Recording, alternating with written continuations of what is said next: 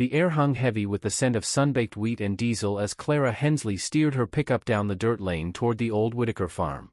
The Kansas horizon stretched flat and golden, the fields rippling under a late August breeze.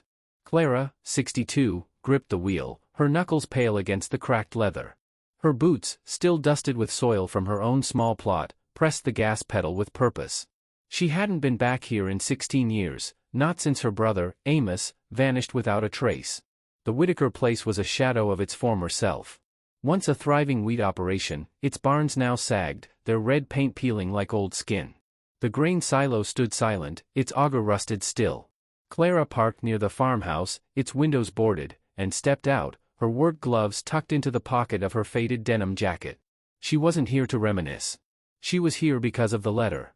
3 days ago, it had arrived in her mailbox, no return address, postmarked from Topeka. Inside was a single sheet of yellowed paper, folded tight, with Amos's handwriting scrawled across it, "Clara, if I'm gone, check the north barn. Look where the sun don't reach." A chill had run through her, not just from the words but from the date at the top, July 10, 2009, the summer he disappeared. Someone had held on to this for 16 years. Someone who knew something. Clara's boots crunched on the gravel as she approached the north barn, its double doors warped but unchained. The Whitakers had sold the land to a corporate outfit, Agricor, years ago, and the place was left to rot. She'd heard rumors of shady deals, Agricor buying up half the county's farms during the hard years of the late 80s, when debt crushed family operations like hers and Amos's. She'd always wondered if his disappearance was tied to that turmoil. Now, this letter was the first real clue. She pushed the barn doors open, the hinges groaning. Inside, dust motes floated in slants of light piercing the cracked roof. The air smelled of old hay and something sharper, maybe oil or rust. Clara scanned the shadowed interior, a pile of warped planks, a rusted pitchfork, and, against the far wall, a Massey Ferguson tractor, its red paint dulled to a sickly pink. Her heart thudded. Amos had loved that tractor, spent hours tinkering with it when they were kids working summer harvests here. She crossed to the tractor, her boots stirring dust. Where the sun don't reach. The barn's north wall was cast in permanent shadow, the light blocked by a loft overhead. She crouched, peering beneath the tractor. Something glinted in the gloom, a metal box, no bigger than a cigar tin, wedged between the chassis and the dirt floor. Her fingers brushed cold steel as she pried it free, her breath catching. The box was locked, but etched on the lid was a single word, Amos. Clara's hands shook as she stood, clutching the box. She glanced around, half expecting someone to be watching. The barn was silent, but the hairs on her neck prickled. She tucked the box into her jacket and headed for the door, her mind racing. Amos had been 38 when he vanished, a hired hand for the Whitakers after their own farm went under in '87.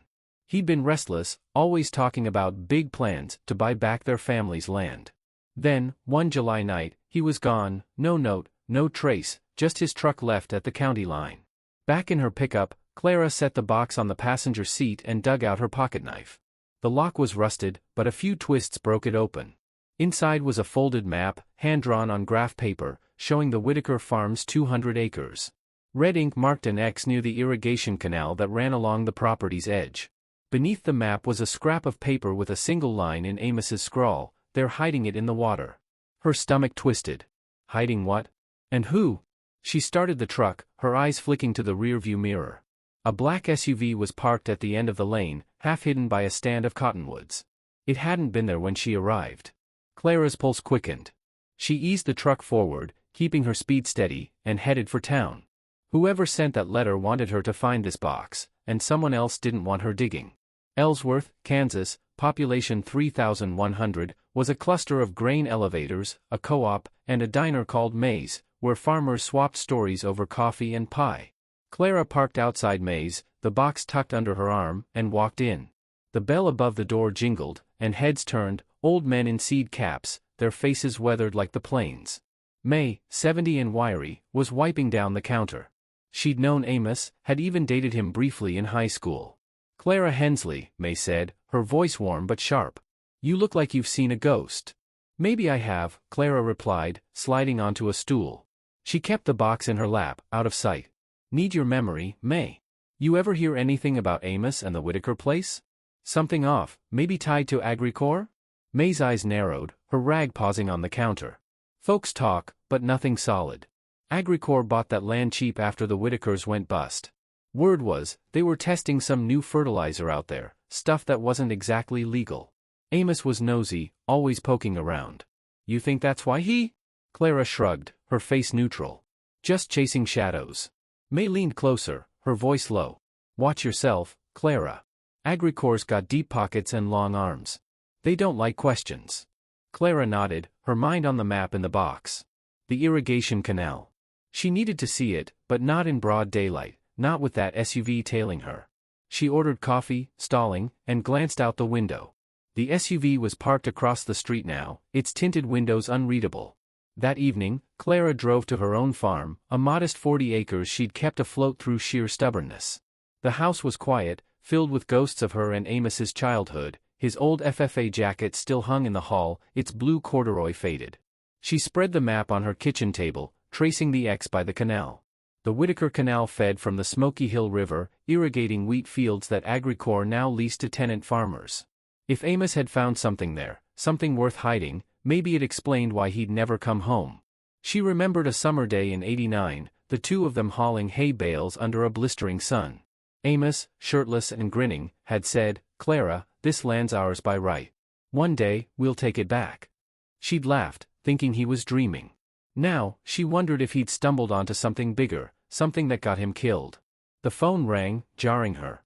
She picked up, expecting May, but a man's voice came through, low and clipped. "Mrs. Hensley, you've been poking around where you shouldn't.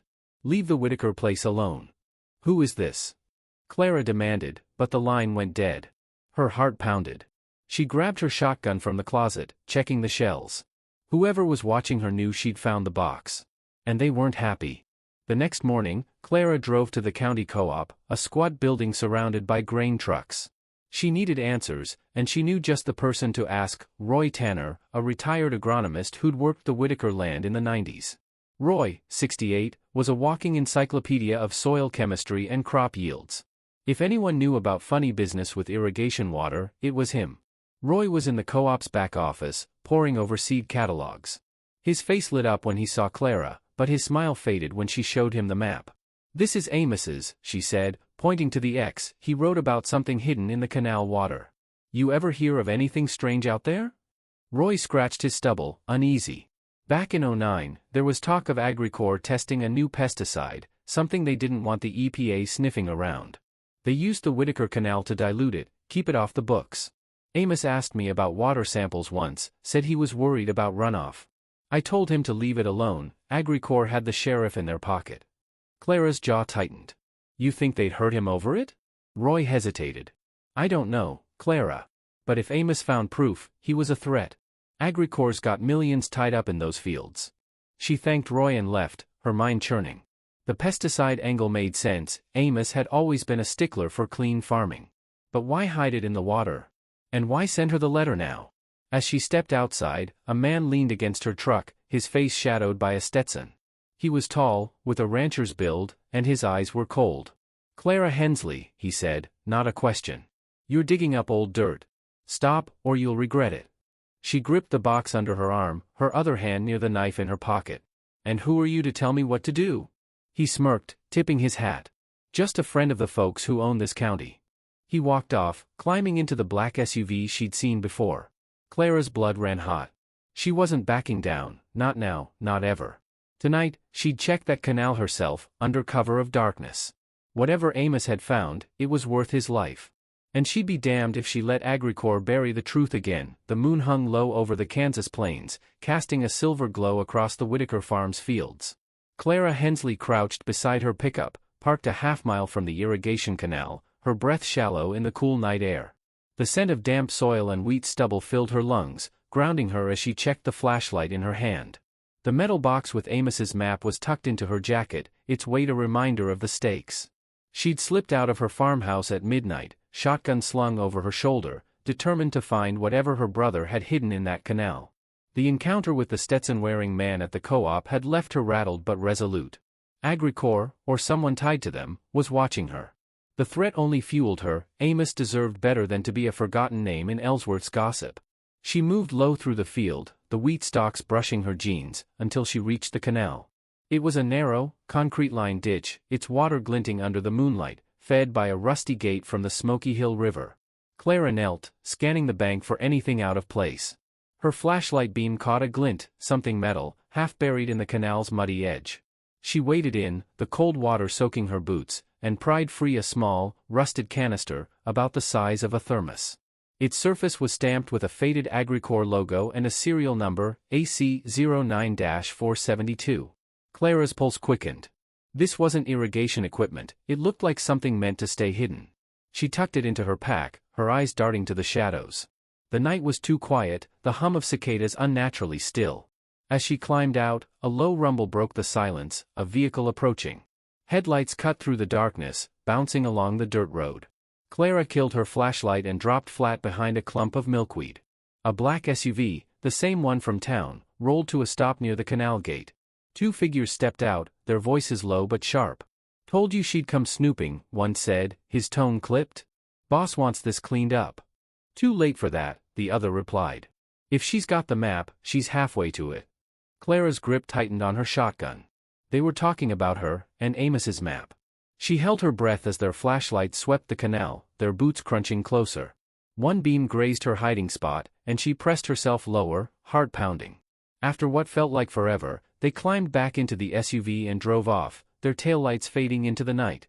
Clara waited 10 minutes before moving. She needed answers, and that canister was her next clue. Back at her truck, she examined it under the dome light. The serial number suggested it was from 2009, Amos's last year. She pried the lid off, revealing a sealed plastic bag with a small vial of cloudy liquid inside and a folded note. The note, in Amos's handwriting, read, "Sample from canal, July 09. Not water. Test it." Her stomach churned. If this was tied to Agricor's pesticide rumors, it could be dangerous, maybe even deadly. The next morning, Clara drove to the Ellsworth Library, a brick building with creaky floors and a musty smell. She needed someone who could analyze the vial's contents without Agricor's spies catching wind. Roy Tanner, the agronomist, had pointed her to Dr. Evelyn Voss, a retired soil chemist who'd worked for the State Extension Service in the 90s. Evelyn, 71, lived on the edge of town, her trailer surrounded by test plots of native grasses. Clara found her weeding a row of switchgrass, her silver hair tied back, her hands stained with dirt. "Clara Hensley," Evelyn said, squinting over her glasses. "You've got that look, like trouble's found you." "More like I found it," Clara said, handing over the vial and Amos's note. "Can you test this?" Amos thought it was something bad in the Whitaker Canal. Evelyn's face tightened. "I heard about Agricor's experiments back then, off-the-book stuff. They were spraying some new compound, claimed it boosted wheat yields. Farmers started noticing dead fish in the river, sick livestock. I told the co-op to report it, but they buried it. Money talks." Clara showed her the canister's serial number. "This mean anything to you?" Evelyn frowned, turning the canister over. AC09, that's Agricor's batch code from their '09 trials. They were cagey about it, said it was proprietary. If Amos pulled this from the canal, he was onto something they didn't want out. "Can you test it without anyone knowing?" Clara asked. Evelyn nodded. "I've got an old spectrometer in my shed. Give me a couple days. But Clara, watch your back. Agricor's got eyes everywhere." That afternoon, Clara stopped by May's diner to clear her head. The lunch crowd was thin, just a few farmers nursing coffee. May slid a slice of cherry pie in front of her, unasked. "You're stirring up hornets, aren't you?" she said, her voice low. Clara cut into the pie, her mind on the SUV's occupants. "Someone's trying to scare me off. I need to know who." May glanced around, then leaned in. "Talk to Jimmy Boone. He was a hand at the Whitaker place back then, same as Amos. Lives out by the old windmill now, keeps to himself. Might know something." Clara nodded, but before she could ask more, the diner's door jingled. A man in a crisp suit walked in, too polished for Ellsworth. He was in his 50s, with slick back hair and a smile that didn't reach his eyes. He scanned the room, his gaze lingering on Clara before he took a booth in the corner. May muttered, "Agricor rep, been coming in lately, asking questions." Clara's skin prickled. She finished her pie and left, the man's eyes on her back. Jimmy Boone's place was a ramshackle trailer by a creaking windmill, its blades still in the breeze.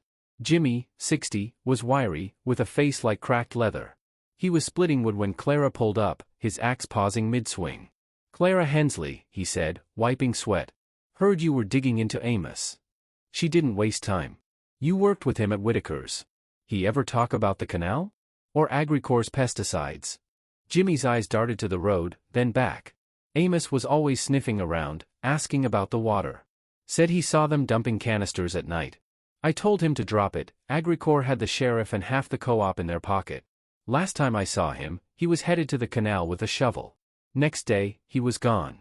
Clara showed him the canister. Jimmy's face paled. That's one of theirs. Amos showed me one like it, said he was gonna send it to the state. Never got the chance. Did he say who was dumping them? Clara pressed. Jimmy hesitated. Didn't name names, but he mentioned a foreman, Cal Whitaker. Said he caught Cal meeting some Agricor suit out by the silo. Look, Clara, I ain't proud, but I kept quiet back then. Didn't want trouble. Clara's jaw tightened. Cal Whitaker, the last of the Whitaker family, had sold the farm to Agricor and left town in 10. If he was involved, he might know what happened to Amos. But Jimmy's fear was real, she could see it in his hunched shoulders. She thanked him and drove off, her mind spinning. Cal was a lead, but he could be a dead end, too. Agricor's shadow loomed larger by the day. That evening, Clara sat in her kitchen, Amos's FFA jacket draped over a chair. She remembered a county fair in '88, Amos winning a blue ribbon for his wheat yield, his grin brighter than the Midway lights. He'd promised her they'd buy back their family's land one day. Now, she wondered if that dream had cost him his life. Her phone rang, and she answered, expecting Evelyn. Instead, a distorted voice hissed, "You're digging too deep, Hensley. That canister's your last warning." The line clicked dead. Clara's hands shook as she set the phone down. She grabbed her shotgun and checked the locks. Someone had seen her at the canal, or Jimmy had talked. Either way, Agricor was closing in. Tomorrow, she'd track down Cal Whitaker, wherever he was hiding. But tonight, she'd sleep with one eye open, the canister locked in her safe. Whatever was in that vial, it was the key to Amos's fate, and she wasn't letting it go. Clara Hensley woke to the creak of her farmhouse floorboards, her shotgun already in hand. The clock read 4:17 a.m., the Kansas dawn still hours away. The distorted voice from last night's call echoed in her mind, "That canister's your last warning." She'd hidden the vial and Amos's map in her safe, but sleep had been a lost cause. Whoever was after her knew too much, about the canister, the canal, and her digging. She dressed quickly, her denim jacket smelling faintly of yesterday's dust, and headed out before sunrise. Cal Whitaker was her next lead, and she wasn't waiting for another threat. Cal had been the youngest Whitaker son, a brash foreman who'd overseen the farm before Agricor bought it in 2010. Jimmy Boone's story about Amos catching Cal with an Agricor suit rang true. Amos had never trusted the Whitakers after their family's land was foreclosed in '87. If Cal was involved in dumping those canisters, he might know why Amos vanished. Clara had tracked him down through an old co-op contact. Cal lived in Salina, 40 miles east, running a used equipment dealership. She loaded her pickup with a thermos of coffee and the shotgun tucked under a blanket, then hit the road as the horizon blushed pink. The drive was quiet, the wheat fields rolling past like a golden sea. Clara's mind drifted to a memory from '91, she and Amos repairing a combine during harvest, grease on their hands, laughing over a shared thermos of lemonade. He'd been so alive then, his dreams of reclaiming their land unshaken by the farm crisis. Now, she gripped the wheel tighter, the weight of his absence heavy as ever. Salina's equipment lot was a sprawl of rusted tractors and balers, their paint chipped by years of sun and wind. Cal Whitaker, now 58, stood outside a tin-roofed office, his Stetson tilted back, a cigarette dangling from his lips. He was thicker than Clara remembered, his face lined but still sharp. She parked and approached, her boots crunching gravel, the metal box with Amos's map in her jacket. "Clara Hensley," Cal said, squinting. "Heard you were stirring up trouble in Ellsworth." His tone was casual, but his eyes flicked to her truck, as if checking for company. "Trouble finds me," Clara said, keeping her voice steady. "I'm here about Amos. He saw you at the farm in '09, meeting an Agricor man by the silo. Said you were dumping something in the canal." Cal's cigarette paused mid-drag. He exhaled slowly, smoke curling. Amos was always seeing things he shouldn't. Nosy bastard. "You got proof of this?" She held up the canister, its Agricor logo glinting. "Found this where he said to look. He left a note, said it's not water." "What were you hiding, Cal?" His jaw tightened, but he forced a laugh. "That's just an old irrigation sample. Agricor tested fertilizers, nothing shady. Amos got paranoid, thought it was some conspiracy. Look, I liked your brother, but he was in over his head. Clara stepped closer, her voice low. He's gone, Cal.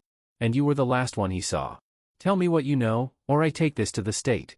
Cal's eyes darkened. You're playing a dangerous game, Clara. Agricor's bigger than you think. Drop this, or you'll end up like Amos. He flicked his cigarette into the dirt and walked back to his office, slamming the door. Clara's hands shook as she returned to her truck. Cal was hiding something, his threat confirmed it. But his story about fertilizers didn't add up. Evelyn Voss's spectrometer would tell her more, but Clara needed another angle. If Agricor was covering up something in '09, there'd be records, maybe at the old Whitaker farmhouse, now abandoned. Back in Ellsworth, Clara stopped at May's diner for a quick lunch. May slid a plate of meatloaf her way, her eyes sharp. You look like you've been chewing barbed wire. Find anything? Cal Whitaker's scared, Clara said, keeping her voice low. He knows something about Amos and that canal. I need to check the old Whitaker place, might be papers there. May frowned. That house is boarded up tight. Agricor's got a security guy patrolling it. Big fella, drives a black SUV. Clara's fork paused. The SUV again. Any idea who he is? Calls himself Vance. Showed up a few years back, does odd jobs for Agricor. Folks say he's muscle, not management. May leaned in. Be careful, Clara. That house ain't worth your life. Clara nodded, but her mind was set.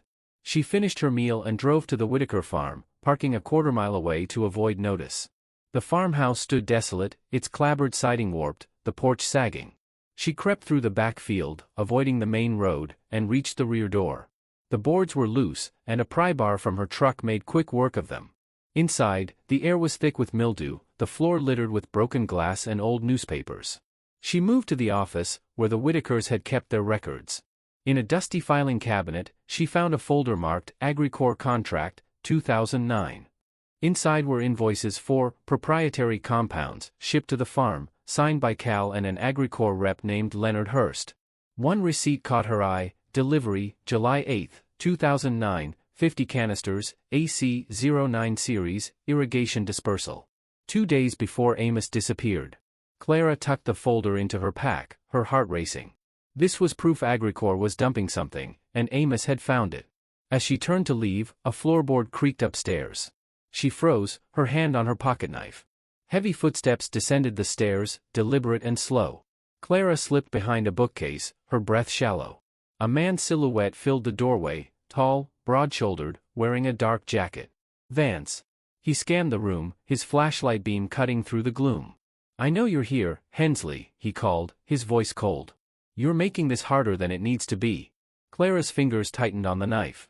She couldn't outrun him, and the shotgun was in her truck. She waited, silent, as he moved toward the filing cabinet, muttering, "Damn it, she's been here." He pulled out his phone, dialing. "Yeah, she got the folder. Clean it up?" Clara's blood ran cold. They knew about the invoices. She edged toward the back door, but her boot scuffed a shard of glass.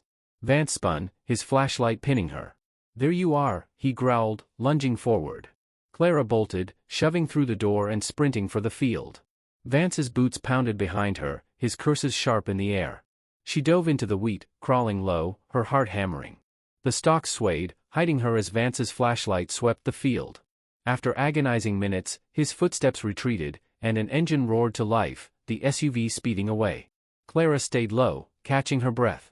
The folder was still in her pack, but Vance's call confirmed Agricor was watching her every move. She needed to get the folder to Evelyn, along with the vial. But first, she had to shake the tail. That evening, Clara hid out at Roy Tanner's farm, a small spread outside town. Roy, sipping coffee at his kitchen table, studied the invoices. "This is big, Clara," he said, his voice grim. "These compounds, they're not fertilizers. Look at the chemical codes. That's a restricted pesticide, banned in '08 for toxicity. If Agricor was dumping it in the canal, they were poisoning the whole watershed." Clara's stomach dropped. And Amos knew. Roy nodded. He must have taken that sample to prove it. But why now? Why send you that letter after all these years? Clara didn't have an answer. She remembered a night in '09, Amos pacing their old barn, muttering about big money ruining the land. She'd thought he was just venting. Now, she saw he was on the edge of something dangerous. As Roy walked her to her truck, a glint caught her eye, a pickup parked across the road, its driver hidden in shadow. Not the SUV, but it didn't feel right. "Roy," she whispered, "someone's watching." He squinted, then cursed.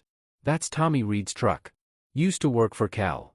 He's been cozy with AgriCorps lately." Clara's grip tightened on her pack. Tommy could be another lead, or a trap.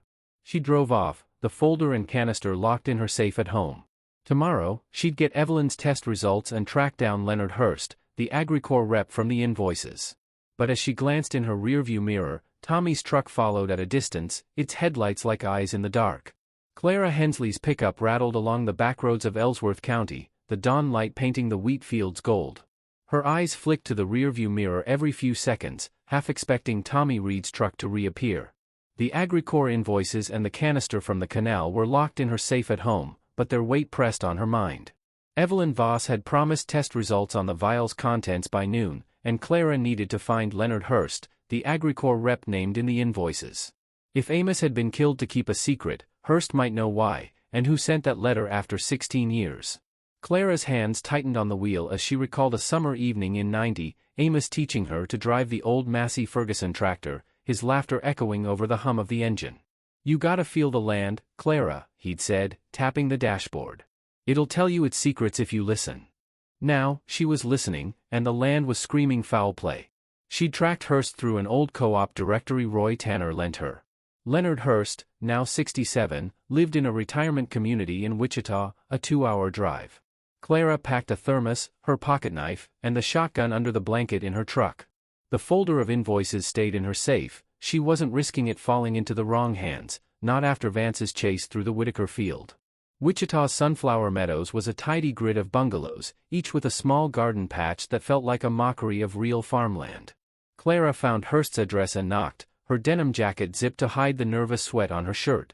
The door opened to reveal a wiry man with thinning hair and sharp eyes, his hands stained with garden dirt.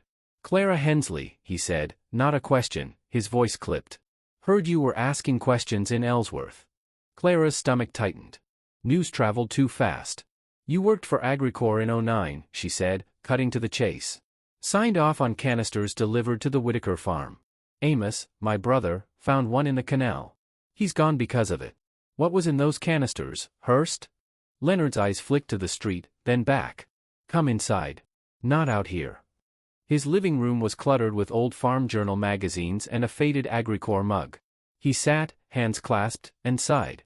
"I was a middleman, Clara. AgriCorps hired me to oversee their special projects. In '09, they were testing a pesticide, Zerathion 7. Supposed to triple wheat yields. Problem was, it was toxic as hell, killed fish, made livestock sick. The EPA was sniffing around, so AgriCorps diluted it in the Whitaker Canal to hide the evidence." Clara leaned forward, her voice low. "And Amos caught you?" Hurst nodded, his face grim. "He came to me, furious, said he'd sampled the water and was sending it to the state. I told him to back off. AgriCorps didn't mess around. Cal Whitaker was in on it, got paid to keep quiet. I don't know what happened to Amos, but I heard he was poking around the canal the night he disappeared." Clara's heart thudded. "Who gave the orders? Who's running this?" Hurst hesitated. "Guy named Victor Slade, AgriCorps' regional VP back then. He's still around, runs their Kansas operations from Topeka. If anyone knows what happened to Amos, it's him." Before Clara could press further, a sharp knock rattled the door. Hurst froze. "That's trouble," he muttered, peering through the blinds. A black SUV idled in the street, Vance's. "You gotta go. Back door, now." Clara slipped out, her boots silent on the grass, and crouched behind a row of azaleas as Vance's heavy footsteps entered the house.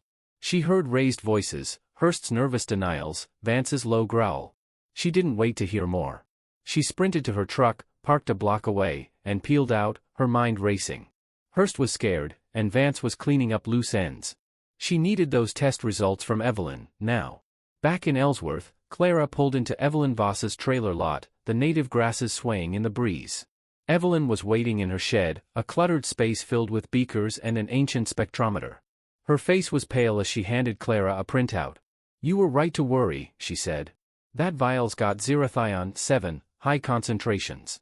It's a neurotoxin, banned in '08 for causing organ failure in livestock and, potentially humans. If this was in the canal, it contaminated the whole watershed. Amos must have known. Clara's throat tightened. Enough to get him killed? Evelyn nodded. Agricor stood to lose millions if this got out. Still would. Clara glanced at the printout, her eyes catching a handwritten note Evelyn had scrawled, trace of human DNA in sample. Her blood ran cold. DNA? From what? Evelyn's voice dropped. Could be contamination, or worse.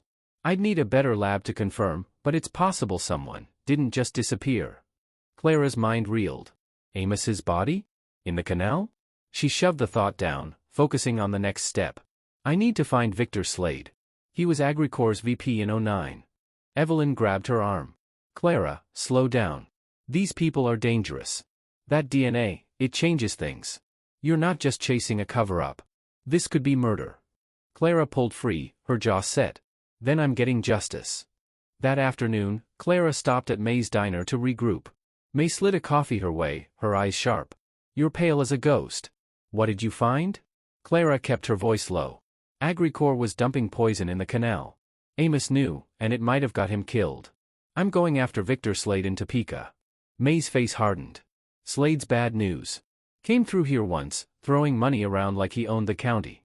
You need backup, Clara. Take Roy with you. Clara shook her head. This is my fight. But as she spoke, the diner's door jingled, and Tommy Reed walked in, his eyes locking on her. He was the one tailing her last night, and now he was here, his work boots scuffed with canal mud. He took a booth, watching her over his menu. Clara's skin prickled. She paid May and left, her truck's engine roaring as she headed home. Tommy was a problem, she needed to know what he was up to.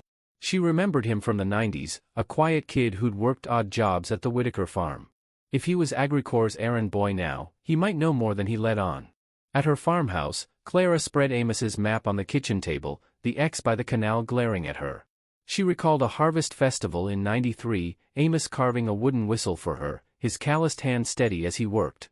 For when you need me, he'd said, grinning. She still had that whistle, tucked in a drawer. Now, she needed him more than ever. She drove to Tommy Reed's place, a rundown shack near the co-op. His truck was parked out front, but no one answered her knock. The door was unlocked, and against her better judgment, she stepped inside. The place smelled of stale beer and motor oil. On a cluttered table, she found a photo, Amos and Tommy by the Whitaker silo, both smiling, dated June 2009. Behind it was a crumpled note in unfamiliar handwriting, keep an eye on Hensley. She's got the canister. V.S. Clara's heart stopped. V.S. Victor Slade. Tommy was working for him. She pocketed the note and slipped out, but as she reached her truck, headlights flared behind her. Tommy's truck screeched to a stop, blocking her in. He stepped out, a crowbar in hand, his face unreadable. Clara, he said, his voice low. You're digging up things best left buried. Clara's hand slid to her pocketknife, her pulse hammering. Like my brother? What did you do, Tommy? Help Slade cover it up? Tommy's eyes flickered, but before he could answer, another set of headlights appeared, Vance's SUV, roaring down the road. Clara had seconds to decide, fight or run. Clara Hensley's hand tightened on her pocketknife as Tommy Reed stood before her, crowbar in hand, his eyes flickering with something like regret. Behind him, Vance's black SUV screeched to a halt, its headlights pinning her against her truck in the dim light of Tommy's yard. The Kansas night was thick with the scent of dust and alfalfa, the distant hum of a combine harvester the only sound beyond her pounding heart. She had the Agricor invoices, the canister, and now a note tying Tommy to Victor Slade. Running wasn't an option, she was cornered. Tommy, Clara said, her voice steady despite the fear clawing her chest. You knew Amos. If you helped Slade hurt him, tell me now. I'll find the truth either way. Tommy's grip on the crowbar faltered, his jaw working. I didn't hurt him, Clara.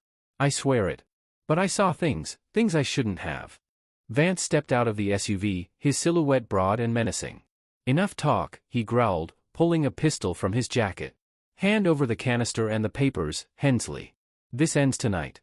Clara's mind raced. Her shotgun was in the truck, out of reach. She edged toward the driver's door, keeping Tommy between her and Vance. Tommy, she said, low and urgent, you're in deep. Tell me what you know, and I'll protect you. Tommy hesitated, glancing at Vance. Then, in a rush, he said, Amos caught Slade dumping Zerathion-7 in the canal. He had proof, samples, photos. Slade paid Cal Whitaker to shut him up, but Amos wouldn't back down. I saw them arguing by the silo. Night he disappeared. Next morning, he was gone. Vance's pistol rose. Shut up, Reed. He fired a warning shot into the dirt, the crack splitting the night. Clara dove behind her truck, heart hammering, as Tommy flinched but didn't move. You're both liabilities now, Vance snarled, advancing. Clara's fingers found a rock in the dirt. She hurled it at Vance's head, missing but startling him enough to duck. She yanked open her truck door, grabbed the shotgun, and rolled under the chassis, her breath shallow. Vance's boots crunched closer, his flashlight sweeping. You can't hide, Hensley. Tommy's voice broke through. Vance, don't do this. I'm done covering for Slade. A scuffle followed, grunts, the clatter of the crowbar hitting the ground. Clara peered out, seeing Tommy tackle Vance, the pistol skittering into the grass. She scrambled up, shotgun raised, and shouted, Back off, Vance. Vance shoved Tommy off, his eyes wild, but he froze at the sight of the shotgun. You're dead if you shoot, he spat. Slade owns this county. Then I'll take it to Topeka, Clara said, her voice ice. Get in your truck and go. Vance hesitated, then backed away, climbing into his SUV and peeling out. Tommy slumped against his truck, breathing hard. Clara lowered the shotgun but kept her distance. Why'd you help me? Tommy wiped blood from his lip. Amos was my friend. I kept quiet too long, thought it'd keep me safe. Slade's got dirt on everyone, Clara. Be careful. She nodded, climbing into her truck. You better disappear, Tommy. They'll come for you next. As she drove off, her mind churned. Tommy's story confirmed Slade's role, but the photos he mentioned, where were they? And the DNA in the vial haunted her. She needed to confront Slade, but first, she had to protect her evidence. The next morning, Clara met Evelyn Voss at her trailer, the spectrometer humming in the shed. Evelyn's face was grim as she handed over a new report. The DNA's degraded, but it's human, she said. Can't say who's without a better lab, but it's consistent with long-term water exposure. Clara, this could mean Amos didn't just vanish. Clara's throat closed. She saw Amos in her mind's eye, tossing hay bales at the county fair in '92, his grin wide under his seed cap. If he's gone, I need proof. And I need Slade. Evelyn shook her head. Slade's untouchable.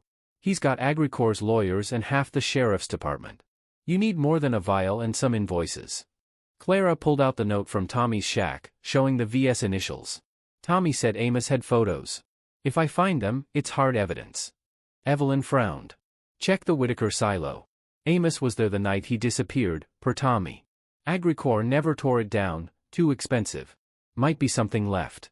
Clara nodded, her resolve hardening. She drove to May's diner to plan her next move, the folder and canister still in her safe. May was flipping pancakes, the diner buzzing with the breakfast crowd. You look like you've been through a war, May said, sliding coffee her way. Close enough, Clara muttered. She lowered her voice. I'm going to the Whitaker silo tonight. Amos might have hidden something there. You hear anything about Slade? May's eyes darted to the door. He was in here yesterday, asking about you. Said he's hosting a co-op meeting in Topeka tomorrow. If you're gonna confront him, that's your chance, but it's a lion's den. Clara sipped her coffee, her mind on the silo. It was a long shot, but Amos was meticulous, always hiding spare keys or tools in clever spots. If he'd stashed photos, the silo's nooks were a good bet. That evening, Clara parked a mile from the Whitaker farm, the silo silhouette stark against the twilight. The air smelled of hay and rust, the windmill creaking nearby. She carried a flashlight, her pocketknife, and a crowbar from her truck, leaving the shotgun to avoid attention. The silo's ladder was rusted but sturdy, and she climbed to the inspection hatch, her boots echoing on the metal rungs. Inside, the silo was a cavern of shadows, its grain auger silent. Clara's flashlight swept the walls, catching a glint near the base, a loose panel, barely noticeable. She pried it open with the crowbar, revealing a small tin box, rusted but intact. Her heart leapt. Inside were a dozen Polaroids, yellowed but clear, men in AgriCorps jackets dumping canisters into the canal, Cal Whitaker watching, and one shot of Victor Slade shaking hands with a man in a sheriff's uniform. Tucked with the photos was a USB drive, old, but maybe Amos's last backup. Clara's hands shook as she pocketed the tin. This was it, proof of the cover-up. But as she climbed down, headlights swept the field. Vance's SUV again, idling by the barn. She ducked low, her breath hitching. He hadn't seen her yet, but he was searching, his flashlight cutting through the dark. She crept through the wheat, the tin clutched tight, and made it to her truck undetected. Back home, she locked the doors and examined the USB. Her old laptop whirred to life, revealing a single file, a scanned letter from Amos, dated July 9, 2009. Clara, if you're reading this, I'm probably gone. Slade's dumping poison in the canal, zerathion 7. I've got photos and a sample. Sending a copy to the state, but if they bury it, check the silo. Don't let them win. Tears stung Clara's eyes. Amos had known he was in danger, and he'd left her a trail. But the USB had another surprise, a grainy video, Amos's face lit by a flashlight. Clara, he said, his voice tight, if I don't make it, Slade's the key. He's got the sheriff and Cal in his pocket. The canal's poisoned, people could die. Keep fighting. The video cut off. Clara sat back, her heart heavy. Amos hadn't just disappeared, he'd been silenced. Tomorrow, she'd go to Topeka, confront Slade at the co-op meeting. But as she locked the tin in her safe, a new fear gnawed at her, the DNA in the vial. If it was Amos's, the canal held more than poison, it held his grave. Clara Hensley gripped the wheel of her pickup, the Topeka skyline a faint smudge against the Kansas dawn. The tin box with Amos's Polaroids and USB drive sat on the passenger seat, a weight heavier than the shotgun under her blanket. Victor Slade, AgriCorps regional VP, was hosting a co-op meeting at a conference center downtown, and Clara was going to confront him with the evidence, photos of his men dumping zerathion 7 in the Whitaker Canal, a video of Amos naming him, and a vial with human DNA that might belong to her brother. The air smelled of diesel and resolve as she parked outside the center, her denim jacket zipped over a racing heart. This ended today. She'd called Evelyn Voss last night, asking her to send the vial's test results to a state lab in Topeka, one outside AgriCorps' reach. Evelyn had hesitated but agreed, warning Clara that Slade's influence ran deep. Clara also left a message for Roy Tanner, telling him to keep the invoices safe.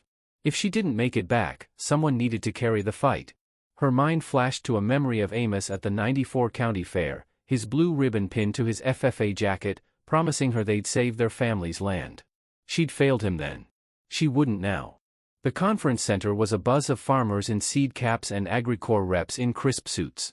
Clara slipped in, the tin tucked under her jacket, her pocketknife a cold comfort in her pocket. The meeting room was packed, Slade at a podium, his silver hair and sharp smile commanding the crowd. He was mid-speech about sustainable yields when Clara spotted Vance in the back, his eyes scanning the room. She ducked behind a group of farmers, her pulse hammering. Tommy Reed's confession and the photos tied Slade to Amos's disappearance, but she needed to get close enough to force his hand. She waited until the Q&A session, then stood, her voice cutting through the murmurs. Mr. Slade, what can you tell us about zerathion 7? The pesticide AgriCorps dumped in the Whitaker Canal in '09? I've got photos, a sample, and a video from my brother, Amos Hensley, who disappeared after he caught you. The room went silent, all eyes on Slade. His smile didn't waver, but his eyes turned cold. Ms. Hensley, I'm sorry for your loss, but that's a serious accusation with no proof. AgriCorps committed to clean farming. Clara held up the tin, opening it to reveal the Polaroids. These show your men dumping canisters. Amos's video names you. And the vial from the canal? It's got human DNA. Care to explain? Murmurs rippled through the crowd. Vance started toward her, but two farmers blocked his path, their faces hard. Slade's composure cracked, his hand tightening on the podium. Those are fabrications, he said. Your brother was troubled, Clara. Let it go. She stepped closer, the crowd parting. He was murdered to protect your secret. Zerathion 7 poisoned the watershed, killed livestock, maybe people. You paid Cal Whitaker and the sheriff to cover it up. I've got invoices, too. Slade's eyes flicked to Vance, a silent signal. But before Vance could move, a side door burst open, and a woman in a state police uniform entered, flanked by 2 officers. Victor Slade, she called, we need to speak with you. Now. Clara recognized her, Lieutenant Karen Mills, an old friend of Roy's who'd agreed to look into the evidence after Evelyn's call to the state lab. Slade's face paled. This is a misunderstanding, he stammered, but the officers were already moving toward him. Clara held her ground, the tin still in her hand, as farmers whispered and phones came out, recording the scene. Vance tried to slip out, but the officers grabbed him, cuffs clicking. Clara followed Mills outside, where a state lab tech was waiting. "We tested the vial," the tech said. "The DNA matches Amos Hensley, based on county records. We're dredging the canal now, suspected remains." Clara's knees buckled, the world tilting. Amos was gone, truly gone. The canal had been his grave, just as she'd feared. Tears burned her eyes, but she forced them back, handing Mills the tin. "This is everything: photos, video, invoices. Slade's behind it all." Mills nodded, her face grim. "We'll take it from here." "You did good, Clara." The next week was a blur. The state police raided Agricorp's Topeka office, seizing records that confirmed Zerathion 7's illegal use. Slade was arrested, charged with environmental violations and conspiracy to commit murder. Cal Whitaker, tracked down in Salina, turned state's evidence, admitting he'd helped Slade silence Amos after he threatened to expose the pesticide scheme. The sheriff, implicated in the cover-up, resigned. Tommy Reed vanished, likely hiding from Agricorp's wrath. Clara sat in her kitchen, Amos's FFA jacket draped over a chair, the wooden whistle he'd carved in her hand. The state had found his remains in the canal, confirming the DNA. The official report said he'd been struck and dumped, his body hidden in the water to protect Agricorp's profits. The news broke Clara's heart, but it also lit a fire. She'd kept her promise. She drove to the Whitaker farm one last time, the fields now cordoned off by state investigators. The silo stood silent, its secrets spilled. Clara walked to the canal, the water clear now, reflecting a cloudless sky. She tossed the whistle into the current, watching it drift. "You were right, Amos," she whispered. "The land told me." Epilogue. Clara sold her small farm and moved to a cottage near Ellsworth, the weight of years lifted but not forgotten. The Whitaker land was reclaimed by the state, set aside for conservation to clean the watershed. May hosted a memorial at the diner, where farmers raised glasses to Amos, their stories of his stubborn kindness filling the air. Evelyn Voss published a paper on Zerathion 7's impact, dedicating it to Clara's fight. Roy Tanner started a co-op fund to help young farmers, naming it after Amos. Clara kept the Massey Ferguson tractor running, parked in her new yard as a reminder. She'd lost her brother, but she'd found justice. The Kansas plains stretched before her, golden and unbroken, whispering of harvests yet to come.